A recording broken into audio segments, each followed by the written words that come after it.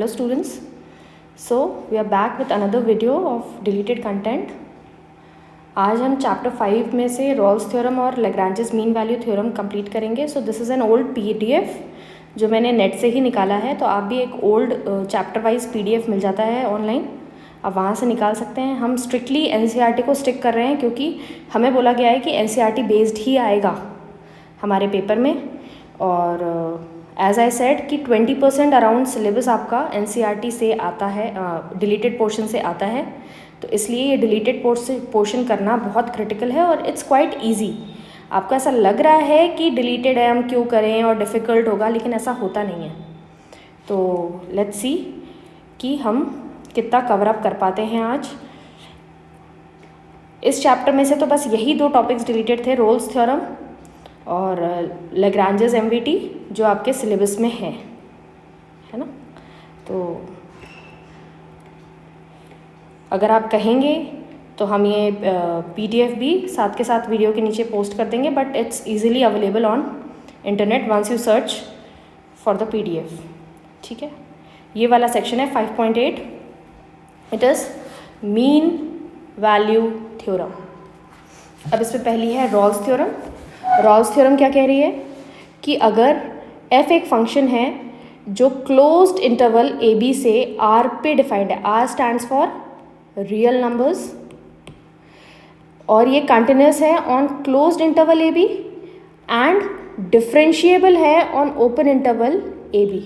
आपको पता ही होगा दिस इज क्लोज्ड इंटरवल, इसको हम क्लोज्ड बोलते हैं, and this is open interval जिसको हम ऐसे बोलते हैं, जिसमें इसमें एंड पॉइंट्स हैं, इसमें एंड पॉइंट्स इंक्लूडेड नहीं होते.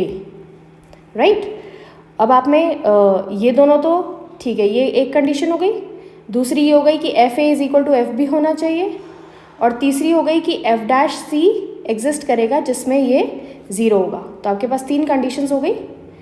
इस पे क्लोज्ड पे कंटिन्यूस है, सेकेंड ओपन पे डिफरेंशिएबल है, third FA is equal to FB, मतलब एंड पॉइंट्स पे जो इंटरवल के एंड पॉइंट्स हैं उसमें फंक्शन की वैल्यू बराबर है, और 4 F' C is equal to 0, मतलब एक ऐसा पॉइंट C A और B में लाई कर रहा है जहाँ पे आपकी स्लोप 0 हो रही है. हमें पता है कि dy/dx जो है वो स्लोप बताता है. अब आप ज्योमेट्रिकल मीनिंग समझेंगे इस ग्राफ से. As you can see this is your graph, this is your graph and this is your interval. तो A पे और B पे इस फंक्शन की वैल्यू सेम है ना. तो बीच का एक पॉइंट है C जिस पे आपने टैंजेंट ड्रॉ की, dy/dx इज इक्वल टू 0 आ रहा है यहाँ पे, है ना. तो इस पॉइंट C पे आपका dy/dx 0 आ रहा है. यही तो ये थ्योरम बोल रही है ना. तो ऐसा कोई टेक्निकल चीज़ नहीं है, ये आपको पता होना चाहिए कि अगर हम ऐसा एक ग्राफ ड्रॉ करूँगी और इस पॉइंट में मैं टैंजेंट ड्रॉ करूँगी तो वो x एक्सिस के पैरेलल आएगा, मतलब dy/dx 0 आएगा. dy/dx is parallel to x axis, that is it.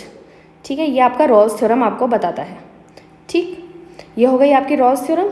अब आ जाइए आप लैग्रांज MVT पे. This is Lagrange MVT. अब अगेन ये वाला पॉइंट तो सेम है कि क्लोज्ड इंटरवल पे कंटिन्यूस है और ओपन इंटरवल पे डिफरेंशिएबल है. उसके अलावा ये क्या कह रहा है कि तो किसी भी पॉइंट F' C पे जो F' C की वैल्यू होगी वो FB minus FA upon B minus A होगी. तो यहाँ पे ये ऐसा कुछ भी नहीं कह रहा कि C आपका जो FA is equal to FB वाली कंडीशन इसने हटा दी है. इसने बोला है कोई भी एक रैंडम पॉइंट आपने C सेलेक्ट किया, वो A और B नहीं हो सकते, बस A और B के बीच में कोई भी पॉइंट है.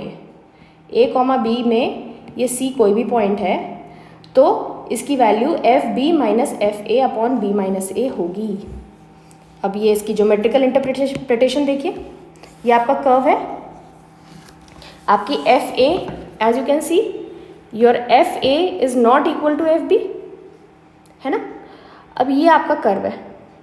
कर्व को आपने C पॉइंट पे डिफरेंशिएबिलिटी देख रहे हो आप, तो आपने dy/dx लिया. dy/dx gives you slope of the tangent. dy/dx is slope of the tangent.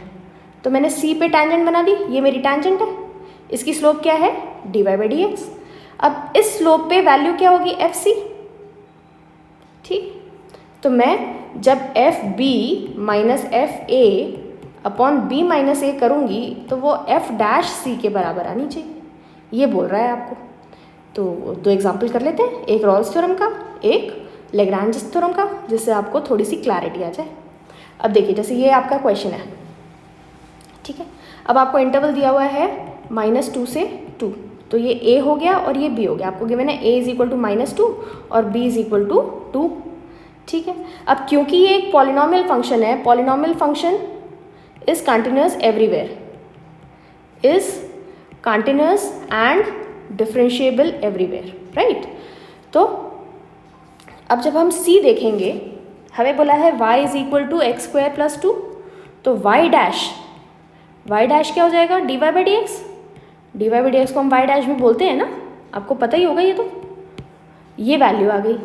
अब हम करेंगे एफ बी क्या है, b मेरा 2 है तो x की जगह 2 पुट किया तो 6 आ गया, और एफ ए की जगह भी 6 पुट किया, x की जगह भी -2 पुट किया तो ये 6 आ गया। तो हमारी ये वाली कंडीशन सेटिस्फाई हो गई जो रोल्स थ्योरम की कंडीशन थी कि F A is equal to F B होना चाहिए। अब हम क्या चेक करेंगे कि एफ डैश सी जो है वो 0 आ रहा है। अब हमें एक ऐसा सी चाहिए जिस पे एफ डैश सी 0 है, तो मतलब f dash x at c is equal to 0। F dash x क्या था 2x एट सी, तो 2x at c is 2c is equal to 0, तो c इज इक्वल टू 0। तो c इज इक्वल टू 0 एक ऐसा पॉइंट है जो c belongs to a b में लाई कर रहा है, -2 से 2 के बीच में, और वो 0 दे रहा है आपको। तो आपका पॉइंट आ जाएगा c इज इक्वल टू 0, जैसा कि एग्जाम्पल में आया हुआ है। दिस इज योर पॉइंट, ठीक। अब एक MVT का क्वेश्चन कर लेते हैं। आपको फंक्शन दिया हुआ है एक्स स्क्वायर, आपको इंटरवल दिया हुआ है 2 और 4, तो आपका a और b क्या हो गया 2 और 4। अब x square again polynomial function, polynomial function है तो डिफरेंशिएबल और कंटिन्यूअस है, डिफरेंशिएबल एंड कंटिन्यूअस है, ठीक है। अब हम एफ डैश एक्स निकालेंगे, f dash x is 2x, ठीक। तो f dash c is equal to 2c। अब f b minus f a upon b minus a करेंगे, तो इसकी वैल्यू क्या आई, एफ बी आपका b इज़ 4, तो 4 का स्क्वायर -2 का स्क्वायर अपॉन 4 - 2 कितना आ रहा है, 4 का square is 16 -4 upon 2 is equal to 6 आ रहा है। अब ये 6 किसके बराबर है 2c के बराबर, तो c इज इक्वल टू 3 आ गया, ठीक है। ये आ गया c इज इक्वल टू 3, यही आंसर आया हुआ है आपका, ठीक है। तो इस तरीके से आप रॉल्स थ्योरम और मीन वैल्यू थ्योरम कर सकते हैं। आपको एक्सरसाइज गिवन है, आप ये एक्सरसाइज कर लेंगे तो आपको सफिशिएंट आ जाएगा आपको। तो आप ये एक्सरसाइज कीजिए, आपको कोई भी डाउट हो आप कमेंट सेक्शन में कमेंट कर सकते हैं, and I will provide you with the solution. See you next time with the next video of the next chapter, deleted part. Thank you so much.